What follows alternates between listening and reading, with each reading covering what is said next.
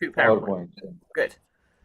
We had a challenge yesterday with a team, and everybody had their own PowerPoint, which was very difficult to manage logistically.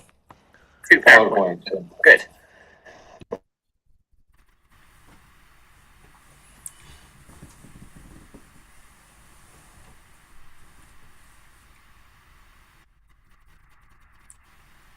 Bharwaj has not joined us yet, I don't see.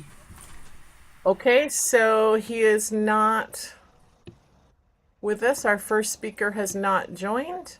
No. Let's move directly to the video then. Michelle, go ahead and load. I'm starting the webinar now.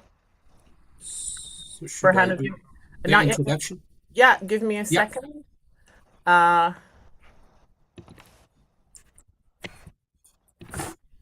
Welcome everybody. This is the third and last day of the conference. We've had 2 wonderful days of great presentations and a very substantive question and answer periods. It's been a very enriching experience for all of us, and I look forward to another great day ahead. My name is Dr. Burhanu Dammaka, and I will be moderating this session.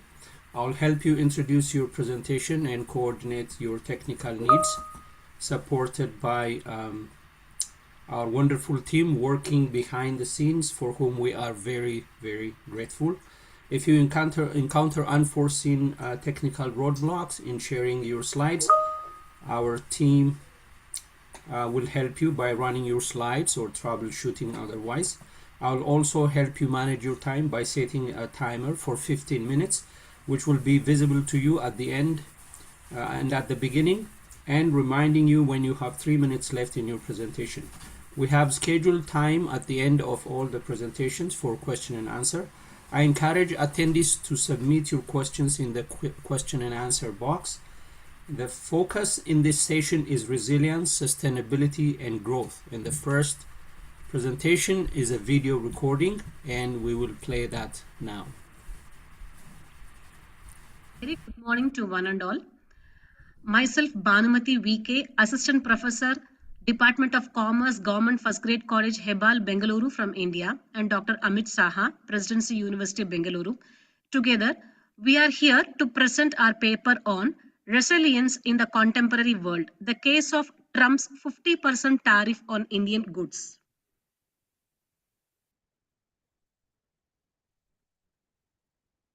Presentation done by myself on behalf of Dr. Amit Saha, Bhanumati VK. Introduction. The rise of economic nationalism in the 21st century has reshaped our global trade relationships across the world. This paper explores resilience in international economics through the lens of the US President Donald Trump's imposition of a 50% tariff on Indian goods. The global economy has entered a period of volatility characterized by protectionism and shifting alliances. US President Donald Trump's imposition of a 50% tariff on Indian goods symbolized this paradigm shift. It challenged the notion of interdependence and exposed vulnerabilities in export-dependent economies such as India, our country. This paper investigates how India demonstrated resilience through policy reforms, industrial innovation, and diplomatic fine-tuning in the face of protectionist pressure. The analysis connects theoretical frameworks of resilience with real-world policy responses to a global trade shock. Next, the conceptual framework defining resilience. What is resilience? What does resilience mean? Resilience is in economics denotes the capacity of a system to absorb shock, reorganize, and function effectively. 3 interlinked dimensions are there for it. Structural resilience means the flexibility within production and trade systems. Institutional resilience, it's nothing but the agility of policy frameworks and governance. Societal resilience is the collective ability of industries and labor to adapt to disruptions. Applied to international trade, resilience implies an economy's capability to withstand external policy shocks without long-term loss of competitiveness or welfare. The main objectives of the paper, 4 major objectives have been taken up for this study. to analyze the economic implications of US tariffs of India, to identify policy and industrial adaptations, to evaluate resilience mechanisms in India's trade strategy, to contribute to the global understanding of resilience under protectionism. The context: Trump's 50% tariff. The Trump administration's America First agenda targeted several nations, including India, accusing them of unfair trade advantages. The introduction of a 50% tariff on key Indian exports, especially textiles, steel, and pharma industry, was justified as an effort to protect American jobs and correct trade imbalances. In 2018, India's exports to the US exceeded USD 54 billion, making the US one of India's largest markets.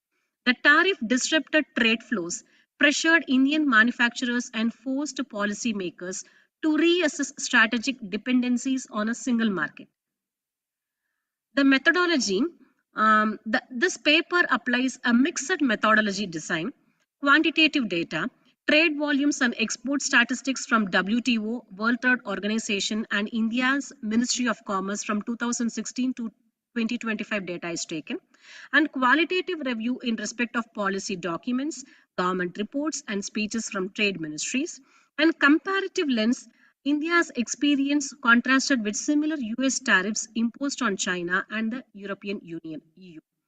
Data were analyzed thematically to identify resilience patterns. Key 2025 tariff highlights. These are some of the key 2025 tariff highlights where 50% tariff on steel and aluminum imports effective from 4th June 2025 and 50% tariff on copper imports effective from 1st August 2025, and India-US exports were down by 37.5% after tariff hike. Average US effective tariff rate reached 17% by August 2025, and tariffs projected to rise over US dollars 2.5 trillion from projection from 2026 to 2035. The structural and institutional responses, when in comparison with India, China, and EU, you can see how a policy shift has happened. Atmanirbhar Bharat, our self-reliance 2020, an institutional mechanism and outcome what a boosted domestic manufacturing, especially in electronics and solar sector. In China, dual circulation strategy, the policy shift was adapted, and increased technology sector autonomy was given. In EU, European Union, open strategic autonomy 2020, and EU trade policy review and balanced free trade with supply chain resilience was done. Comparative impact of India versus China and European Union. India, if you see, export decline of 37.5%, especially in smartphones, pharma, and textile industries, and China redirected its exports via ASEAN. ASEAN means the Association of Southeast Asian Nation, grouping of 11 states in South Asia. Internal subsidies cushion the impact. Then EU negotiated exemptions under the Trade and Technology Council, TTC. Overall, we can say trade flows disrupted, developing economies face stronger inflationary pressure. India's resilience strategies. The policy adaptation. India diversified export markets toward ASEAN, Africa, and Latin America. Initiatives such as the Production Linked Incentive (PLI) scheme encouraged domestic manufacturing to reduce dependency on imports. Diplomatically, India pursued strategic partnerships with Japan and the EU to maintain global market access. As far as industrial resilience is concerned, when it comes to industry resilience, industries innovated to mitigate losses. Textile firms shifted to high value, eco friendly products. Pharmaceutical companies strengthened research and development and reduced reliance on Chinese active pharmaceutical ingredients APIs, and MSMEs. So MSMEs stands for micro and small medium enterprises, leverage digital platforms for direct export and market discovery. What are the strategic outcomes? Next, we'll discuss the strategic outcomes of this shift. The tariff episode accelerated India's Atmanirbhar Bharat, meaning self-reliant India campaign, focusing on self-sufficiency and export competitiveness. India also re-engaged in regional alliances such as the Indo-Pacific economic framework to balance US market volatility. It encouraged innovation led manufacturing, and economic resilience evolved into a strategic advantage for the home country, India. India's case highlights resilience as a dynamic capability combining adaptation, innovation, and transformation. Protectionist shocks served as catalyst um, for institutional agility in trade policy making, structural transformation within key industries, geopolitical repositioning in global supply chains. Resilience, therefore, extends beyond crisis recovery. It is a strategic posture for long term sustainability in an unpredictable global economy. Discussion and lessons in economic resilience. So, here institution agility in trade policy making, then structural transformation with the key industries, and geopolitical repositioning in global supply chains, and lessons from emerging economies. Here, a build in diversified markets and strengthened policy agility, and invest in innovation and self-reliance, Atmanirbhar Bharat. So, to conclude, Trump's tariff, the key message from Trump's 50% tariff for India is Trump's tariff on Indian goods tested India's resilience on multiple fronts. Through diversification, domestic reform, and diplomatic balance, India demonstrated that resilience is not passive endurance but active transformation. As global trade continues to oscillate between interdependence and nationalism, resilience will remain the defining feature of successful economies like India. Future studies may explore how digital trade and sustainable development enhance this capacity further. Maybe next decade may reveal this. These are few references from where the data is taken, quantitative as well as quantitative data. And thanks for your attention. Thanks for your patience and attention in listening.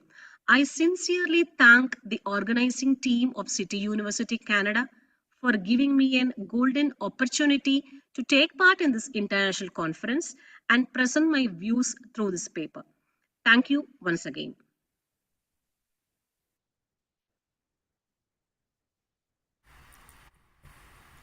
Thank you very much for a really nice presentation. The implications of the current administration in the West for the world continues to be explored, and I'm Dr. sure we'll be. Demeke, we cannot see you. Your camera is off. I was just noting that the implications of the current government in the U.S. for the whole world is being explored, and I am sure we'll return to some questions in the question or send it to the presenter. Now we will go to the second presentation entitled Resilience of the Ruza Water Management System, an Indigenous Model for Agroecological Food Security. And we will invite the presenter to queue up there. Yes, it's going on. It's coming right away. Good evening, everyone. I am Kausal Kumar Jha, professor in the Department of Agriculture Extension, Nagaland. And with me, Dr. Rajiv Das is also there. He is subject matter specialist. I hope my PPT is clear. Hello. Yeah, it's clear. Okay, sir. So my topic of presentation is resilience of the Ruza water management system, an indigenous model for agroecological food security. The Ruja system is a traditional farming practiced since more than 100 years of ago in Pukruma village in Nagaland. It was developed by the villagers to manage soil and water effectively, by the villagers to cope with the shortage of water supply for irrigating the fields. It is an integrated farming system and brings together agriculture, livestock, forestry, and water harvesting system. If we see the historical perspective, that it traces back to 1920 to 1940 period for the first time, which is the origin period. Probably the Chegasang Naga tribe, who are the ancestors settled near the river banks, practiced jhum cultivation Population growth forced expansion to higher elevations with limited water access. Next phase goes to 1940 to 1960. This phase is known as innovation phase. Community leaders developed Ruja system to impound runoff water. Initial ponds dug in mid-slope areas, gravity-fed channels were constructed. Third phase was 1950 to 1970s, and this period is known as refinement period, where pond sealing techniques improved with ramming and clay paddy husk mixture were installed. Multi-pond system developed with spillways for excess water management. And the latter stage, what we call it 1980s, and the present stage is modern adaptations, integration of bamboo pipes, better sediment management system, recognized by researchers and government as sustainable model for water scale system has been practiced now. So when we talk about Ruja farming system, it depends mainly on local knowledge and resources and remain economically and well suited to the village ecosystem and is an effective system to address water scarcity in the hill terrains like Kikruma village. These villages are not having water sources all around the year, so this management system is very sustainable to store water which may be used for the whole year. Now this is the location map of Kikuruma village in Nagaland, which shows it is located near latitude 25.58 and longitude 94.2. And the village is 68 kilometers away from the district water, which is 52 kilometers from the state capital.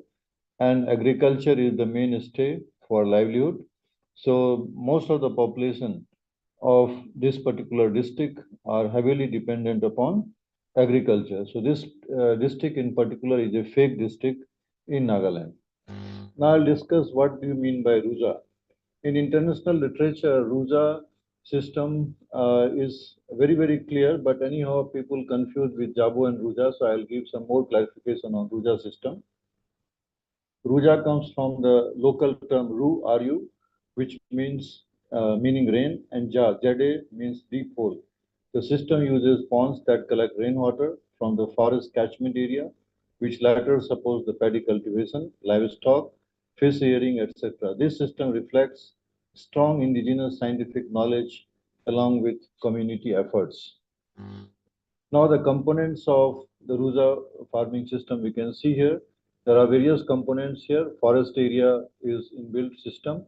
Then Ruja, which is in the ground system, Ruja come paddy. So Ruja is a part of water storage system under paddy system.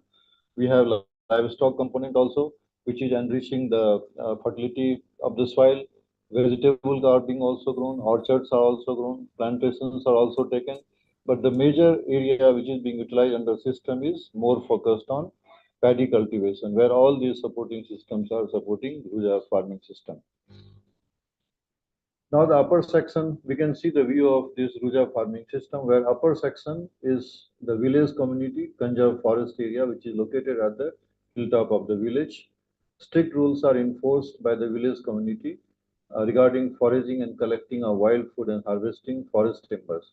These activities are normally done during the dry winter season when agriculture is very lean. Now the forest area, when we are talking about, this figure represents the forest area and Ruja farming system, especially focused to paddy farming system. When rainfall takes place, runoff will flow through man-made channels constructed in the forest region to the water harvesting pond, which acts as a reservoir for irrigation. The figure illustrates the conserved forest area and Ruja cum paddy fields below it.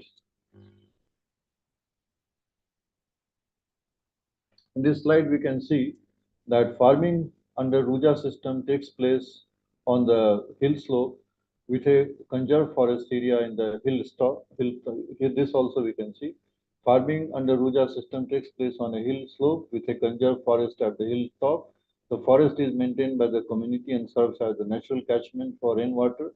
Water from the catchment is guided through earthen channels into a harvesting pond, which supplies the agriculture fields. Regular channel maintenance is essential to keep the water clean and prevent sediments and debris from entering the pool.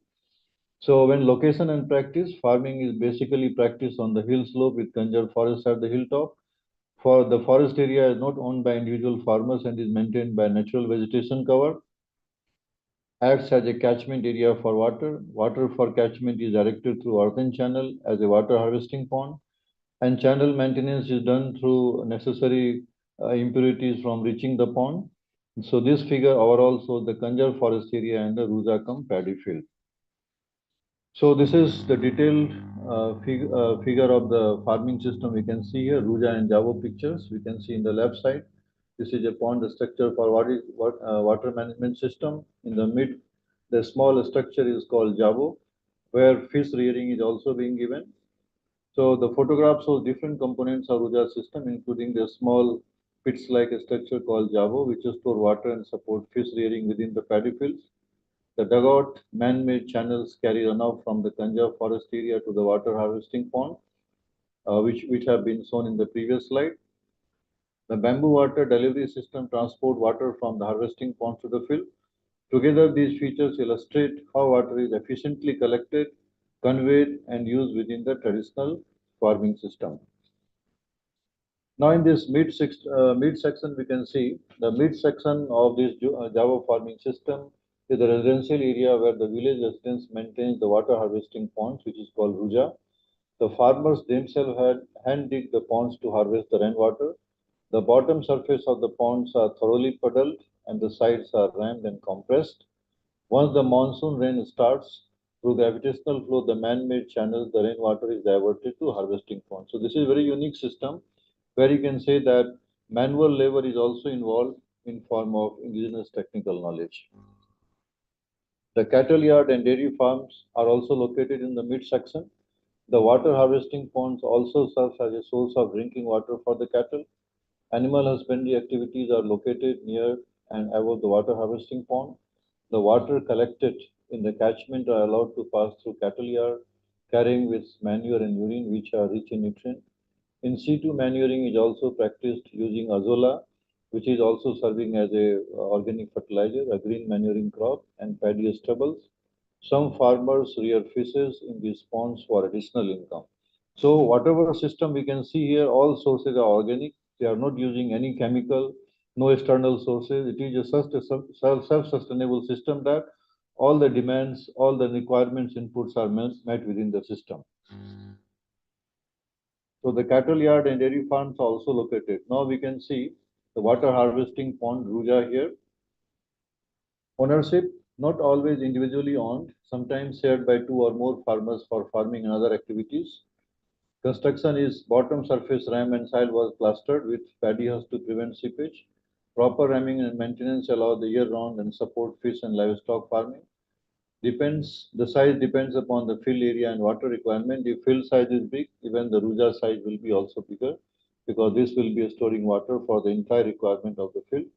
Water flow, surplus water flows from one point to another, and bamboo channel is being also provided there. And it serves as both as rainwater storage tank and a fish rearing pond for food.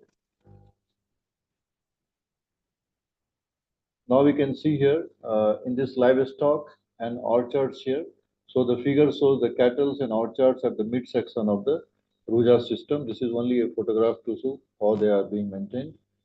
Now, in case of livestock and orchards, we can see here Ruja serves as a water source for irrigation, livestock, and orchards. Then water is also used for pigs, cattle with enclosures made of wood and bamboo. Water release controlled by wooden logs, aiding irrigation. Animal excreta used for paddy field fertilization. So no use of any source of external fertilizer being used in the field. All are being supplied within the system, so sustainable. Fruits and vegetables like banana, guava, and mangoes are grown around the field. Decomposed plant matter adds nutrient to the soil. Now, in case of lower section, as we see here, lower section of the Java farming system, paddy fields generally are located at the lower elevation. Means first higher will be the forest. Then in mid section we have seen our livestock, orchard, all those things will be there. Lower section will be paddy field. The water from the pond is then released to the main field through an outlet maintained through bamboo poles as needed. The field embankments are thoroughly rammed by wooden sticks to avoid any seepage. So it is labor intensive job. Paddy husks are also used with mud to reduce seepage losses from the bunds. Paddy cum fish culture is also commonly practiced, where fishes are raised in wet rice field, which is providing additional income to the farmers in addition to the paddy growing. Now Javo cum paddy field. Here we can see here that for Javo they are just constructing a small pit, normally 5 to 6 feet deep, in the paddy field located at the bottom section. Fish species, mostly common carps, are being the most common in Java farm. Location, position in the middle part of the Java cum paddy. Water flow from Ruja passes and entering from one field to another. It is mixed with dung and urine taken from the midsection of the animals. And animal waste in the water is enriching the fertility of the soil. Now let us go to the socio-economic contributions over here. We can see here the Java farming system is self-sustainable. It enhances food security and livelihood because almost all requirements related to food is being supplied from this farming system. It also promotes organic farming practices. No chemical is being used. Diversifies income sources, fish, livestock, fruits, and cereals. All are being provided from there, and it is almost reducing market dependency. So farmers are self-sustainable in this region. Impact of Ruja farming system on the farmers. Farmers' knowledge, as we have surveyed, 32% of the farmers knew the traditional farming system, 68% had little or no knowledge. Positive socioeconomic impacts, 92% agree the farming system improves socioeconomic status. Farmers become self-sufficient by producing rice, sticky rice, fish, and livestock. And they're also producing off-season vegetables. Growing vegetables in the off-season reduces market purchase, and it has got so many social benefits also, so that farmers they are having so much safe practices here. Once we talk about water sources, only rainfall water is used, flowing to the Ruja pond through earthen channels by gravity. No additional fertilizers are needed. Crop residues and livestock waste provide necessary nutrients.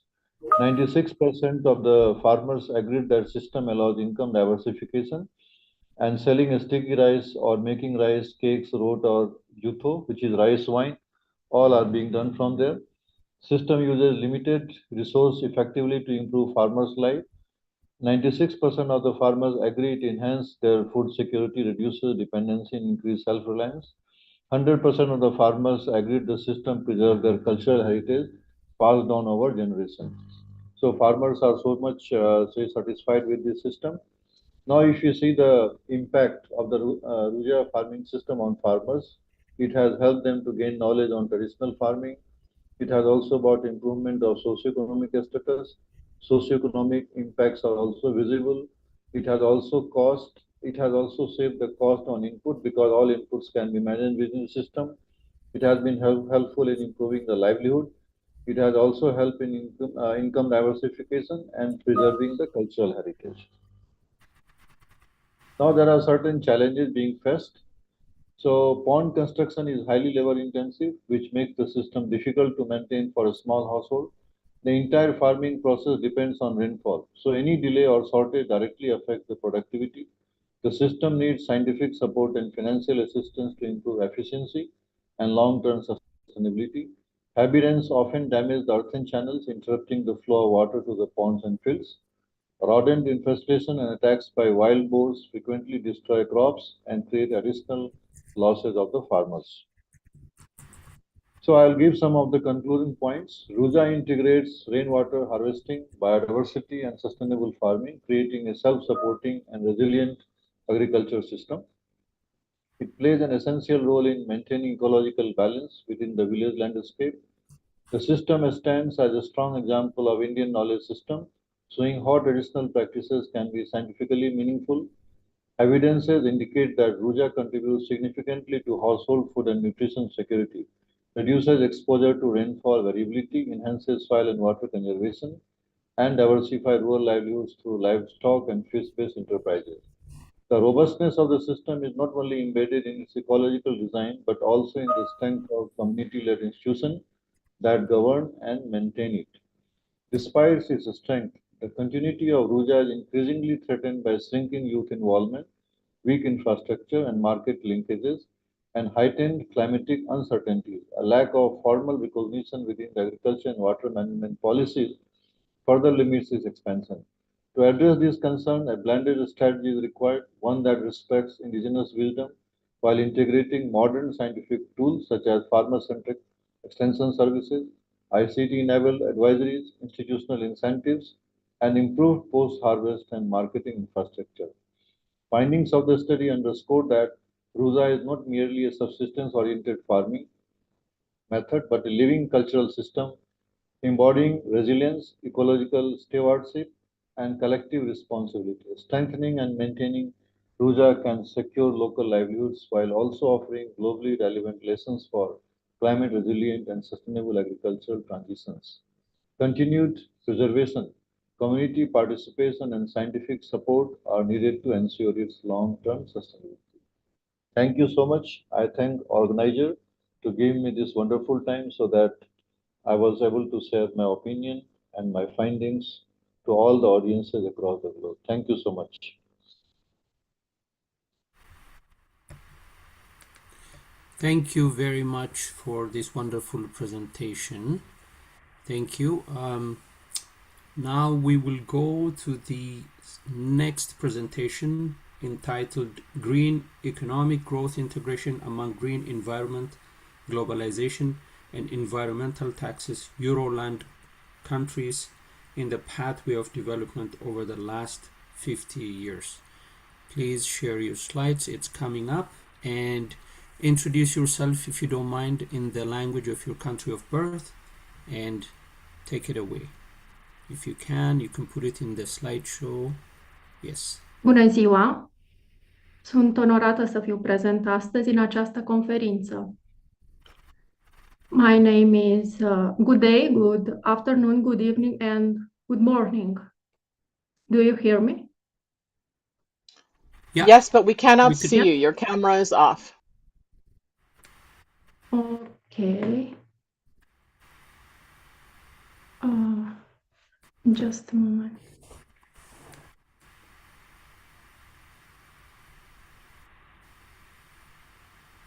Yeah. Now is better? Now we can see you. Okay. My name is Gabriela Dobre. I am licensed in Accounting and Management Information System with a Master in Accounting and Controlling and Expertise, followed by a professional specialization in Accounting Expertise and Taxation. I am honored to speak today about my recent study performed in the area of green economic growth for Euroland countries over the last 15 years. My research is entitled Green Economic Growth Integration Among Green Environment, Globalization, and Environmental Taxes, Euroland countries pathway in the development over the last 15 years. During the presentation, Green Economic Growth will be appointed GIG. At the Conference of Nature and Capitalism here with the concept of property, economic growth unfolds under different auspices over the time. In the early time, nature represents the sovereign authority, rewarding people justly and equitable in accordance with the work they done. This is the expression of market dynamic equilibrium between capital and people's work and natural reward. But when capitalism advances in a rate that exceeds nature capacity, we thus encounter globalization and profit objective. But GAG equation imply a long-term parameter for which capital become a rational one.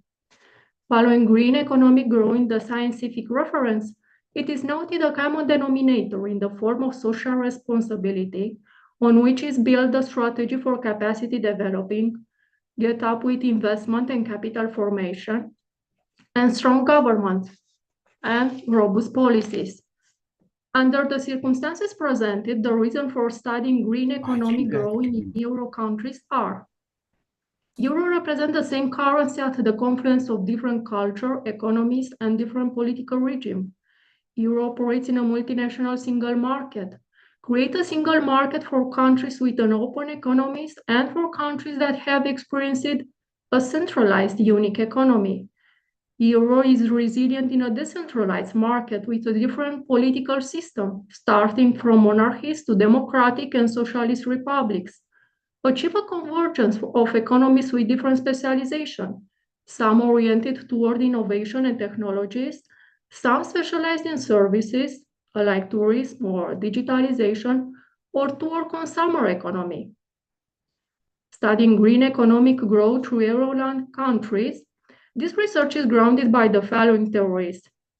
As I discussed it in the beginning about green economic growth parameter, namely nature and capital, this study analyzed green economic growth behavior considering technical endowment productivity with Hechter-Ochlin theory, energy intensity concentrated in the production of goods and services, and Hodrick-Prescott filter attending potential GDP for the missing GDP dates.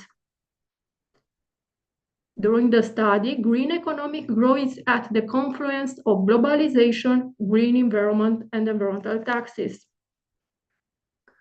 And while carrying out the analysis, I wondered if GIG is a result reached after a threshold or correspond to a certain result. Working on the article, I can say that green economic growth is a behavior. It's a model that continuously develops and contributes to the achievement of a patrimonial value image.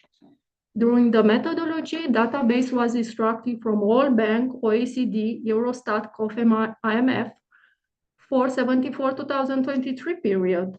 For the missing date, Hodrick-Prescott filter trend was applied, and long-term equilibrium is realized with first and second unit root test integrated at level and first level, performed with multiple regression for the 20 Euroland countries, 4 days between 74 and 2023, and green economic growth is calculated according to the predictor, slope coefficient, and standard error. And because I said above that green economic growth is a model for the patrimonial value, in keeping in mind GAG pillars from which I started, namely nature, capital, and market, achieving a balanced equation of the patrimonial value involves utilization equal resources. For the multiple regression model used, nature is represented by green environment and explained by energy intensity, renewable energy, and public debt. Capital and market, which are utilization of the resources, are represented by globalization and explained by factor endowment productivity, here Hechter-Ochlin theory, globalization index, GDP, and environmental taxes. Studies show that green environment is a predictor succeeded by globalization. Explain it more, resource predict utilization.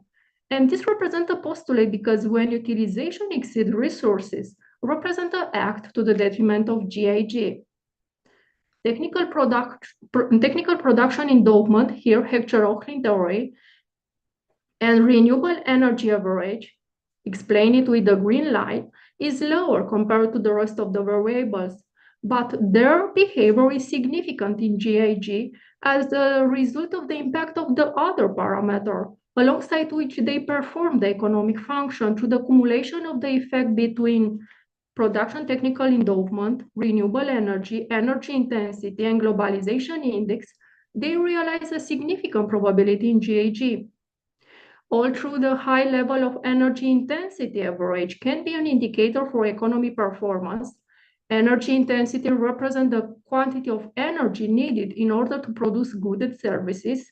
It can be observed that achieving GIG, energy quantity as the primary resource, takes the highest level, followed by renewable, public debt, technologies endowment production.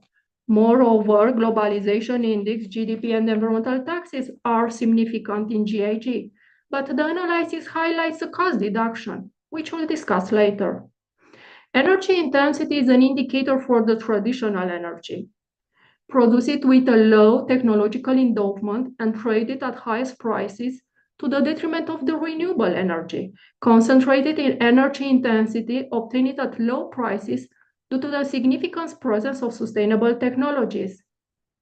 The final one is the cases of countries that develop a much more significant presence in GIG.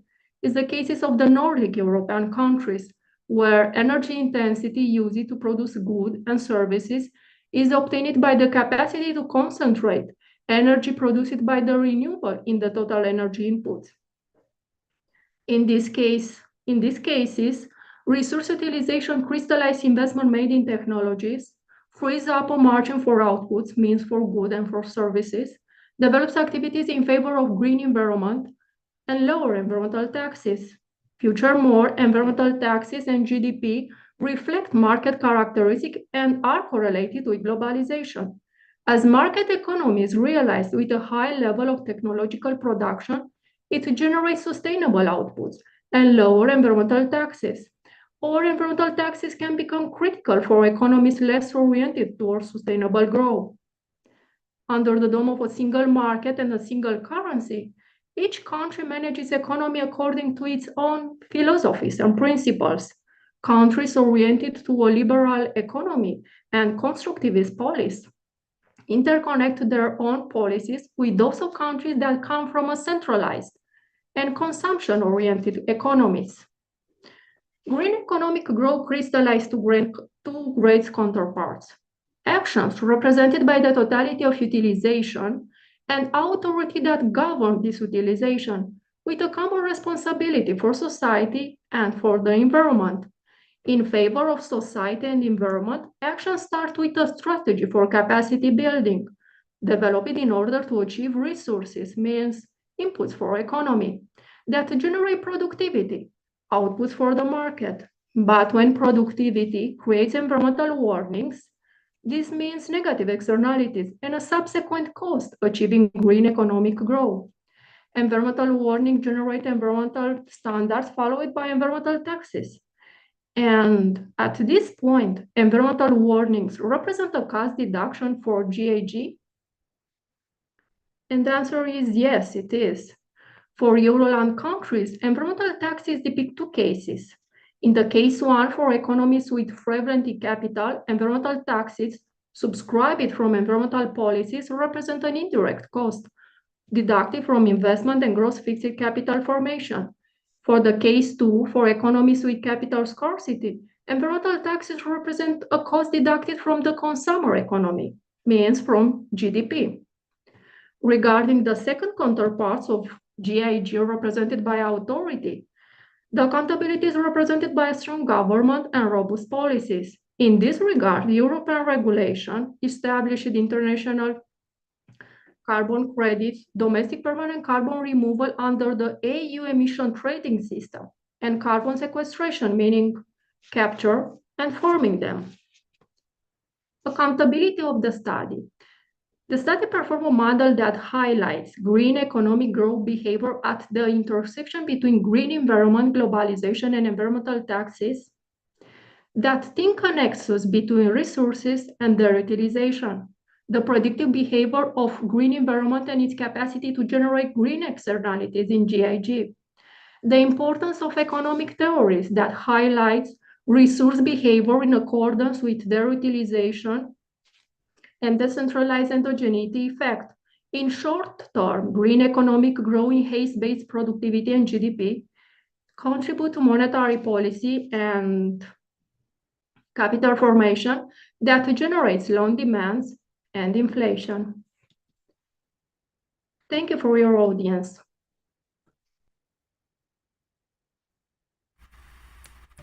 Thank you.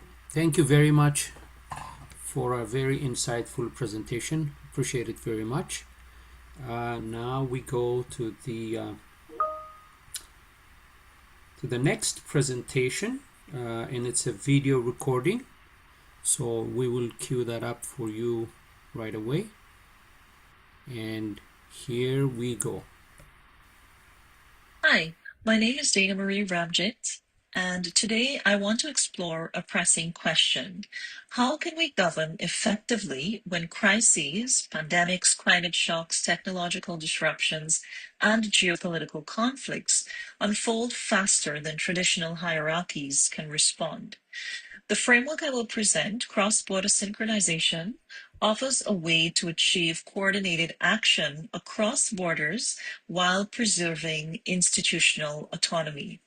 Now, over the next several slides, I will illustrate its theoretical foundations, practical applications, and relevance for both global governance and higher education. Now, let's start with the problem. Global governance faces three major challenges: speed, complexity, and fragmentation. Crises like COVID-19 demonstrated how quickly conditions can change, leaving traditional institutions scrambling. Authority is spread across governments, subnational bodies, and private actors, and communication between these levels is often uneven. Universities, for example, struggle to coordinate research ethics, clinical trials, and public health responses internationally. Now, this combination of rapid change and institutional separation creates gaps, delays, and inefficiencies.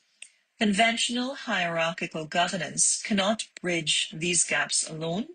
And so this sets the stage for why we need a new framework capable of structuring collaboration across multiple independent actors.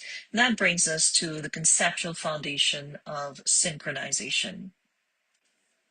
Now, cross-border synchronization draws on established governance theories, but integrates them into a cohesive framework, essentially four theories on your screen. The first one, turbulence theory, shows that top-down command structures are fragile when systems change quickly. Second, the concept of multi-level governance emphasizes that decision-making is distributed across local, national, and international actors, yet these levels rarely align spontaneously. Now, the idea of policy networks and transgovernmental interactions demonstrate that experts and regulators can produce consistent outcomes without formal treaties. And polycentric governance indicates that multiple independent centers of decision-making can succeed collectively if there are mechanisms for alignment and shared standards. Now, these insights allow us to see governance not as a chain of command, but as a structured system where actors align goals, share information, and coordinate procedures to respond to complex crises. To illustrate how this works in practice, let's examine a few cases. Now, in the case of global health, during COVID-19, health governance revealed both the weaknesses of traditional systems and the potential of synchronization. Early responses were fragmented. Supply chains failed, testing protocols diverged, and universities delayed research approvals. However, within months, several alignment mechanisms emerged. The World Health Organization coordinated guidance on testing, treatment, and vaccinations. Then you had national agencies such as the CDC and Public Health England exchanging data to ensure comparability in reporting.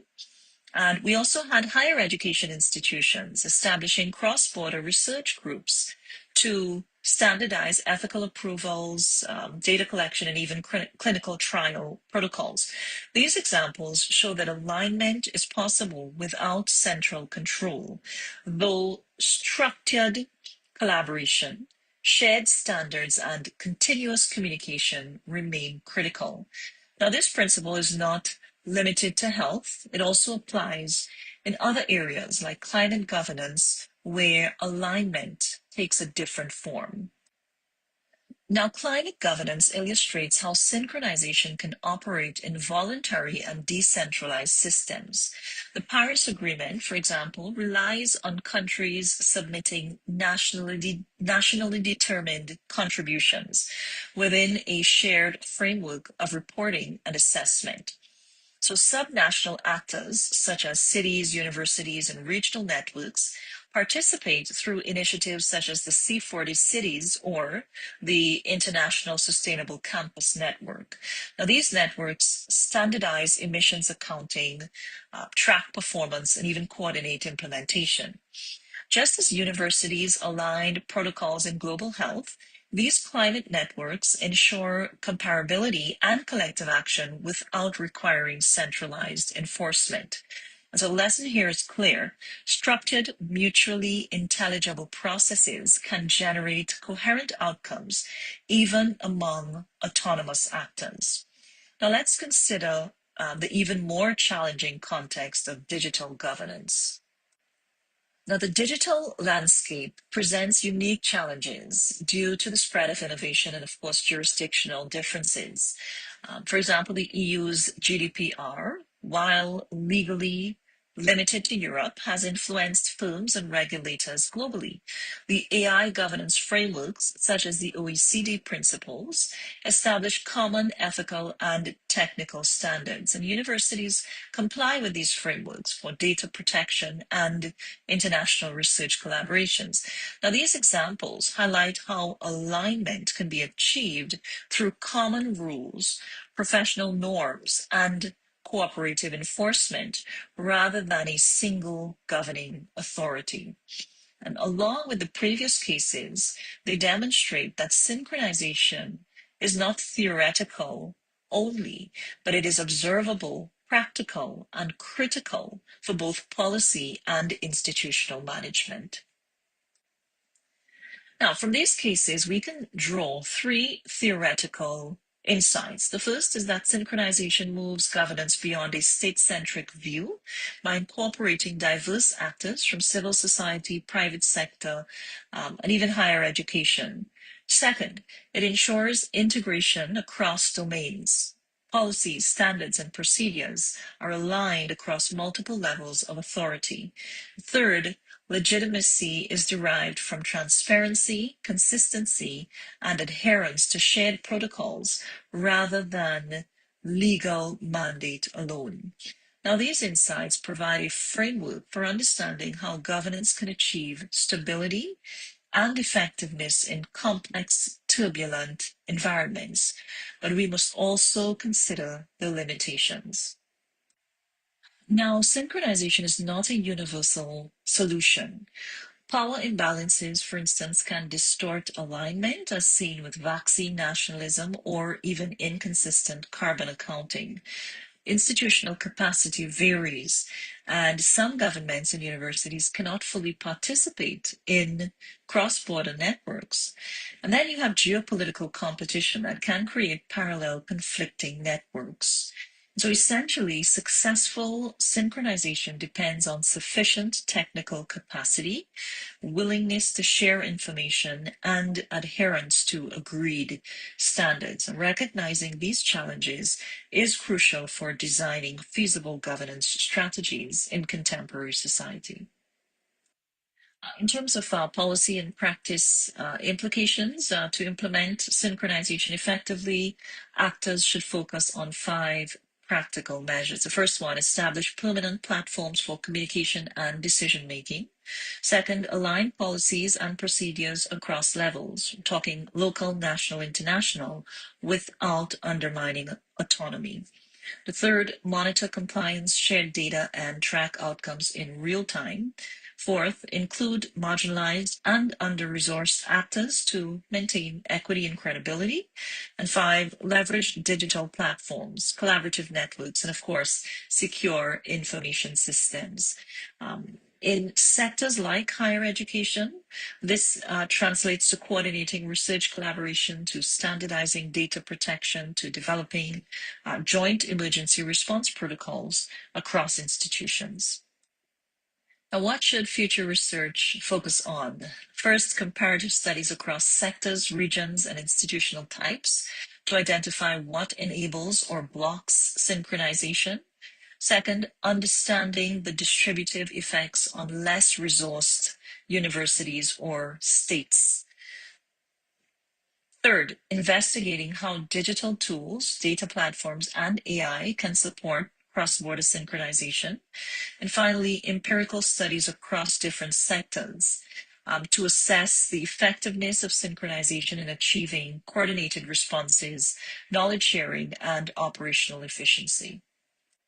So in conclusion, cross-border synchronization provides a way to govern complexity without centralizing authority. It enables independent actors to act in concert, achieving coherence, efficiency, and credibility. For the higher education sector, this approach guides cross-border research, emergency responses, and even operational coordination. The central insight is simple. In turbulent environments, stability comes not from hierarchy, but from structured alignment, shared standards, and effective communication. Thank you for listening. Thank you very much. This brings us to the conclusion of the session. We've had four great presentations, and we will now go to question and answer. Anybody with a question?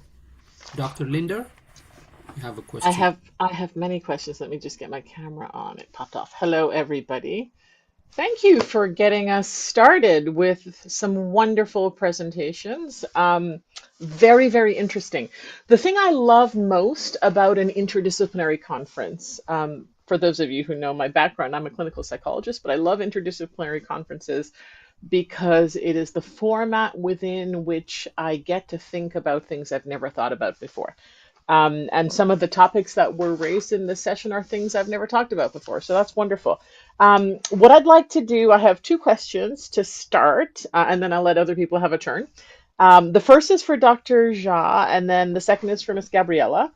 And I'll just ask them, and then you can each respond consecutively. So for Dr. Jha, I would like to hear your description of the early phases of the establishment of Rusa Water Project. Part of what I was thinking of when I was listening to your presentation is I heard you mention that the farmers are involved in the digging, but I'm very interested when it comes to systemic changes, infrastructure changes in many parts of the world, including my own. The people, the community are rarely consulted, very rarely consulted, and very rarely collaborated with. In most cases, what happens is the government, federal or municipal or provincial, imposes a solution, and then the community is forced to live with it. So when you're talking about using land, private land, public land, who gets to say no? Does anybody say no? What are the points of tension if the farmer doesn't want the technology, but the municipality does? There's a human element to this dilemma. I'd like to hear your thoughts on that. And then for Miss Gabriella, I'm very interested in your perspective on artificial intelligence. And in the next 5 years, maybe even 3 years, certainly 5 years, how is artificial intelligence going to influence or shift the landscape in terms of green economic growth? If we could start with Dr. Jha. Thank you, ma'am, for your wonderful question. First of all, I take this point to make it very clear because as in many of the cases, government is imposing some of the, policies that you have to spare land, you have to go for adopting technology. This is a part of, say, a state, one particular district, which is dominated by Chakesang Naga tribe, and this is community managed program. There is no interference for government, and as I have given the record also, it is more than 100 years. When I was interacting with the farmers of this village, many don't know exactly the number of years they have been practiced. So it is believed that, and none of the literature world across can certify 100 years, 150 years, 200 years old. So it is coming from generations and villagers are following. So the land is not like private land, it is community managed land because Mm, most of the land is being managed community by in particular this particular village. So there is no problem that government is imposing any rule that you have to adopt this technology. Rather, it is a matter of fact that government should come forward and take this technology to other areas also for expansion, and that is one of the limitation. Why? Because I have already highlighted that this is very labor intensive job. It is very mhm. sustainable because we are managing forest also, then horticulture crops also, livestock also, and then all cereal crops also. It is a very good land management system. Difficulty is that no youths are very, very less interested in this particular technology Right, because, yeah. because it is very labor intensive and it Mm, requires all round the year. Because water management is a very difficult task over here because if rainfall is less, then again managing those ponds and resources may be very difficult. So it may be subjected to climate variability, but in particular this region because farmers are very, very labor intensive and they are very laborious and this system is inbuilt in their indigenous system. So they are valuing this system. So definitely in those areas where this type of water scarcity is there, government can definitely come over and then they can go for expansion of this system, but there is no interference by the government that they have to follow. It's the willingness of the community people only, and Nagaland is known for that. Nagaland, even if you can say communitization, I have earlier presented my paper in 2010, especially in Italy, when I had emphasized on communitization of public institutions in Nagaland. So this is one very special feature of people of Nagaland, especially farmers in Nagaland, that they have more orientation in community. Strong community exists over here. So villagers have got so much resilient approach. They always help each other to follow a particular system they believe.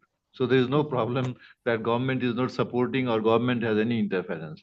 Only we need expansion of the system, use of ICT, use of innovative systems so that this system can be even promoted to other areas of similar nature. But do you not also need the young people to want to stay and work with this technology Yeah. instead of going into other I mean, that's a huge threat Yeah, to that the is a future huge threat and plans. big challenge because young generation Mm, people are not interested in this labor intensive. Rather, that's why mm, we have to go for use of ICT, AI in this particular field, how to make our agriculture more remunerative. Otherwise, system is good, but to make it sustainable, we need modern system to also come into place. And for that purpose, government should bring a policy to enforce this one so that other farmers in the nearby region or even young farmers can also join the mm. system. Yes. Okay. Wonderful. Thank you so much. Thank you. And Miss Gabriella. Thank you, Dr. Jackie, for your question. Indeed, I think in a scale, this is the first level that we have to achieve in order to obtain a green economic and grow also. I think are two great and big pillars regarding the nexus between artificial intelligence and green economic growth. First of all, we have to understand, to learn how to work with the dates and processing automatically the dates, economic dates, but not only economic, because is a nexus between climate dates, economic dates, financial dates, social dates. That we have to input in the same programs and have decision regarding this. And the platform where these dates are meeting, it's the most important, operating these dates and processing these dates in order to succeed to have answer regarding them. And the second pillar is regarding analysis of for these days in dates in order to take decision, but not only economic decision, because our decision that involve the market, our decision that involve the society, and decision that involve the environment. And in order to succeed to do this, we have to start with small step and understand the reaction by day by day, and capitalize this information in order to take great decision, because is a field that until now was in working section. We have section regarding climate and a little bit interconnected with the economic section. But now these two sections are daily by daily more interconnected. And to take decision, we have, I think, in the first we have to make mistakes, and after that take the right answer and the right decision in order to go further to economic growth, resilient economic growth. Wonderful. Thank you so very much. Over to you, Dr. Domingo. Thank you so much. Dr. Domingo has a question. Please go ahead.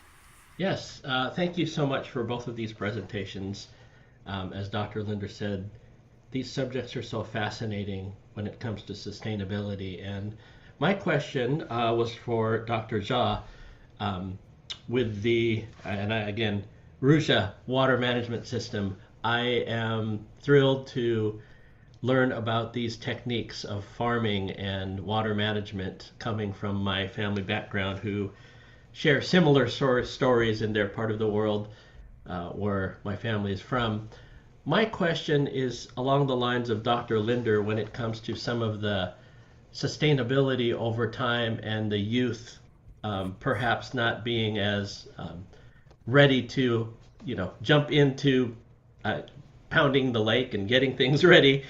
Um, so my question is, you said that this technique or system helps strengthen community uh, building, which is wonderful. Are there rituals or practices that help sustain this? Because this is a practice that has been practiced for generations.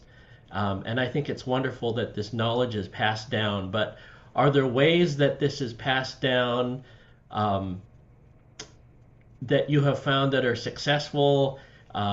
Is it that the children just come and watch the elders come and prepare the ground?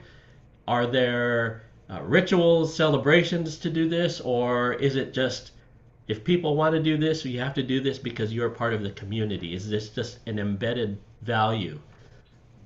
Okay, thank you so much, sir, for your question. Actually, the system is that this is part of their rituals and a part of their cultural legacy and compulsion also because this particular area is having very scanty source of water. No other irrigation sources are there inbuilt.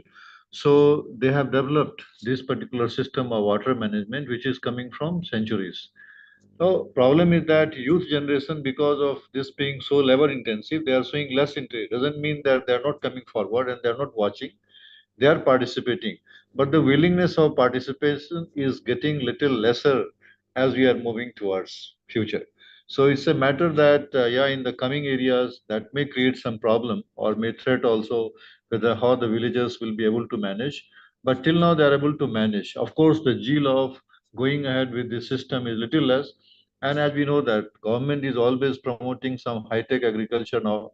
So maybe in the future, if young generations are not coming directly and they are not motivated, so chances are there the system may have some limited outcome, and this youth may like to divert towards modern system of agriculture where they may go for drip irrigation and other systems.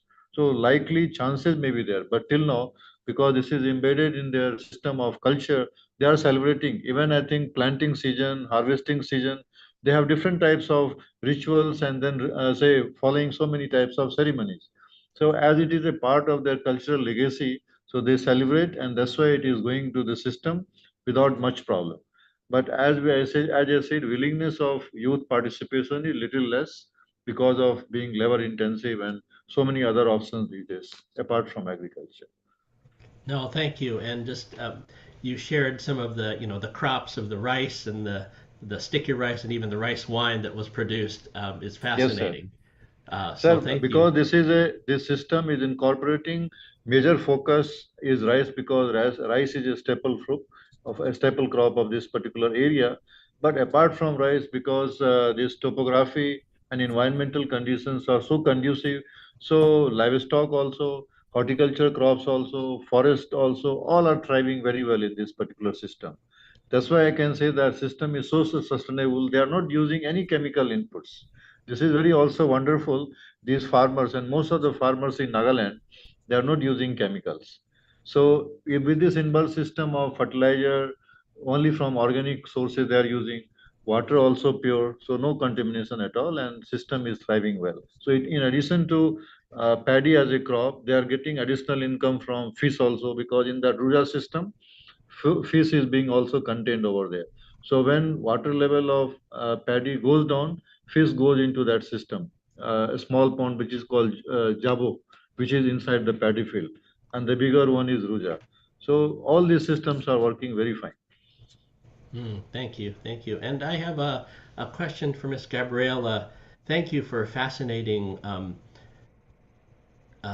journey into green economic growth. I had, seen echoes of this, heard this conceptually, but you really put it in a very succinct manner that's measurable too, which is wonderful.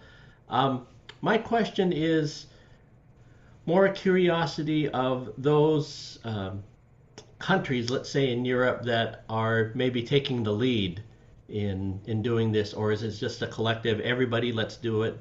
This is something that we all agree upon, or are there maybe leaders that are really perhaps proponents of green economic growth, or examples of leaders that are really at the forefront of this? First of all, I think that green economic growth should lead all of us. Either we are in Europe or we are in Canada or in Asian countries. It's a concept that we will have to work daily by daily, from my perspective. And now, from my perspective, after this article. But in fact, in the Nordic countries and regarding this, Finland can be an example. Are better performed and a long time invested in this type of activities, starting with the technologies, developing the technologies, and after that put them in the economic flux and capacity to the outcome for the economy and for the society also. So in my mind now, Finland can be an example, but are others, of course. The Central Europe, who is more linear, I say in this way, regarding the economic growth is more linear, but the Nordic European are more higher positioned in terms of economic growth. Thank you. That's fascinating. Thank you so much for the respondents. I think we have Dr. Nablu Kung, and then I'll go to probably Dr. Linder. Hello, thank you so much for these presentations. I do actually have a question for both of our presenters, but let me go to Dr. Dobre first, since this relates a little bit to what you were just saying. Is there, it's sort of a follow-up for what you were just saying, do you have a theory about why the northern, like Finland, as you said, that they are examples of this in terms of the investment in leading the way in that? Do you have a theory about why they versus, let's say, the rest of the world is leading this? Yes, I think they can be an example for how they adopt the term of green economic growth. Yes, they can be an example regarding how they implement the model and proceeded with the model in their national economy. But more than that, I think is the relation between them and the nature. Because our country is near to the ocean and to the sea, I think the relation with the nature is more present and is more grow up for them than for the other countries, for example, that don't have the same view with the sea, with the water. And is one more thing to say here, that the forest, the area of the forest regarding these countries and the central countries, because I see also in Germany, in France, countries with area of forest more developed, and this is something that maybe we can see daily by daily, something intangible for us to see, but makes sense and actions. Yeah, that And we actually, see this action daily by daily. right. That makes sense to me. I mean, Dr. Domingo and I live here in the Pacific Northwest, and we are surrounded by nature. And I think, when it is in front of you and when you really interact with it, this is something that is topmost in your mind, right? So, but of course, I'm just thinking, researcher, is there a study that we can do in the correlation between the countries who lead, and then how, as you said, your theory is that they really are, it's their relationship with nature, etc. Thank you so much for that answer. It really Thank you does also for the resonate with question. me. And then my next question is for Dr. Jha. I hope I'm saying that correctly.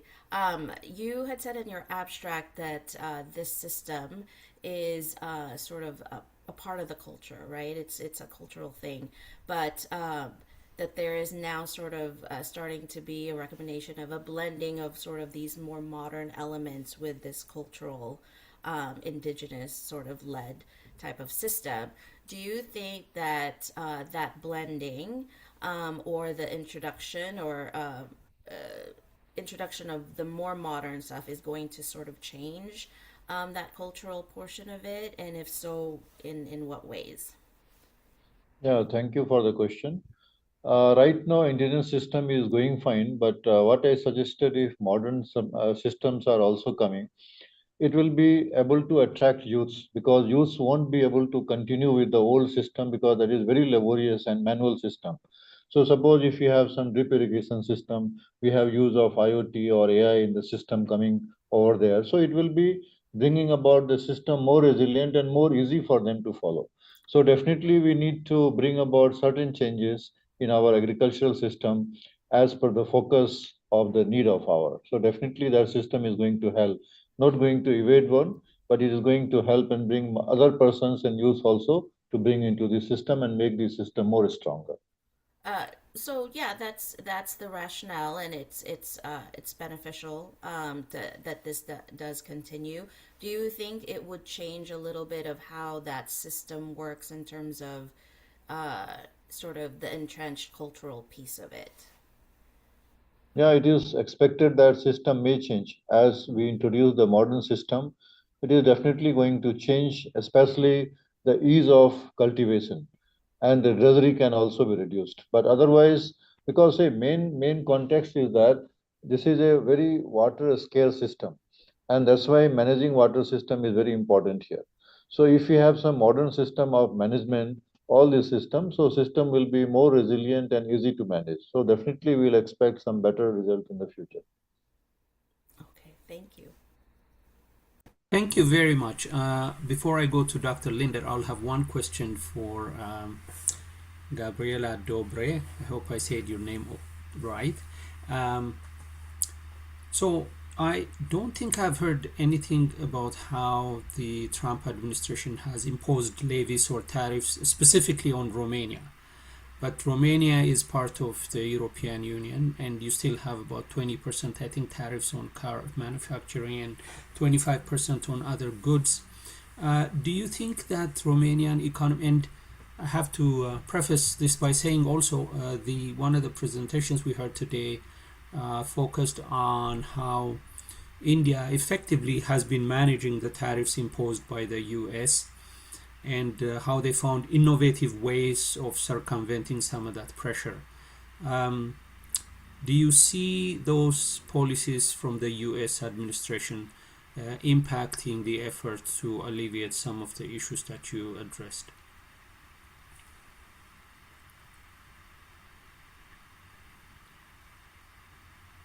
I think starting from the beginning, I think America is also the world. It's not single, it's also the world. And we live in different area of the earth, and we have, like I said, our own principles and philosophies, country by country. And more than that, we have the principles and the philosophies from the group we from that we are there, no? Or if we are G20, G7, or European Union, or Asian Pacific, or and this is also with the same importance, because enhance our heritage regarding principles and philosophies. Also in terms of economic aspect, information. And this means that we are interconnected. We should take decision that affect each other, or create negative externalities for our neighbors, or for our partners, economic partners, because economic growth means resilient in the principles and in the correct and ways to do the thing. And this also means economic growth. So we have to be conscient that our decision can affect not only our closer neighbor, but can be partners from the second part of the world. And this is something that we should have in mind. And these things is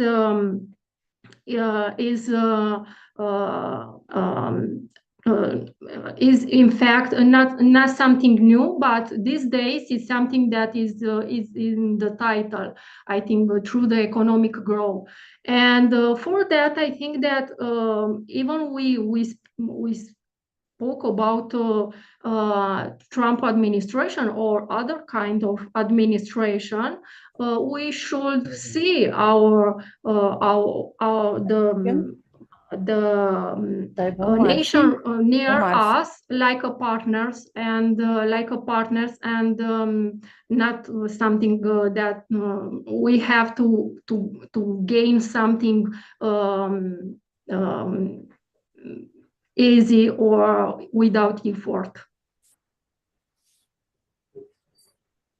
Okay, thank you very much. I think we're probably going to go on a break a little quicker, but before I do that, I'm going to take one more question from Dr. Linder. Go ahead, Dr. Linder. Thank you so much, Dr. Demeke. I'm really enjoying this presentation and this session. I have a question. I want to invite Dr. Das into the conversation because I'm aware that he is part of the RUSA water management team and we have not heard from him. So I'm going to direct this question to Dr. Das as well as to Ms. Gabriela. I am particularly interested in understanding gender dynamics in the context of the technologies that we're discussing here. So in many parts of the world, in the world that I grew up in a matriarchy in Montego Bay, Jamaica. Women ran everything, organized everything, and managed everything. Although in the farming sector, it was very heavily gendered in the direction of men. So are we seeing, in terms of water management and green technology, are we seeing any disparities in terms of gender? Is this primarily a masculine evolution? Is it feminized? Is it even? We know that there's already an issue with age. So young people just aren't interested to some degree because, you know, they're all watching TikTok and they're on Instagram. So they're doing something quite different from what we're doing in our generation. But what do we know in terms of the gender dynamics? Let's start with Dr. Das. Dr. Das, you are on mute, so we cannot hear you.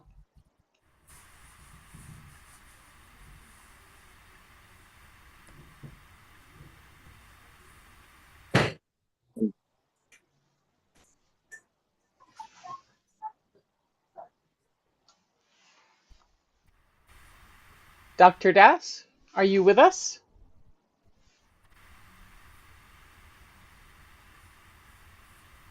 Hello. Yes, Hello. we can hear you now. Yeah. Can you repeat your question, please? My question is related to gender. I am interested in understanding the role of gender dynamics in the RUSA technology that Dr. Jha described. And you are listed as a co-presenter at this conference, so I was interested in your perspectives. Is this primarily a male-oriented implementation technology? We know that young people are not particularly interested in the technology because it's so labor intensive. What do we know about the involvement of women in the technology as compared to men? Actually, in the case of Rosa water management, females are more. What to say, like female involvement are more in Rosa water management as compared to male. Because if you see the Nagaland perspectives, Nagaland, the state of India, female are more involvement in agriculture as compared to male. It's around 55 to 60% female are involved in agriculture. So the gender dynamics in that case is, I can say, like their involvement in all aspects of the agriculture, including the Rosa water management to the farming to livestock management. Everywhere the gender dynamics you can see, like female laborers are. Hello, yeah, females are Okay. more involved in the agriculture. Yeah. Can I add something? Yes, please do. Yeah, what Dr. Das has said is fine. But here I'll just say, especially there are different types of jobs involved over here, different types of activities. So when it comes to, say, construction of pond or making all those structures, their involvement of male is more, whereas there are various other activities, pond management system, or even say input use, management of livestock. So there is no gender disparity, and females are also coming up forward willingly. But especially for some of the labor intensive jobs, especially for construction of ponds, male participation is more.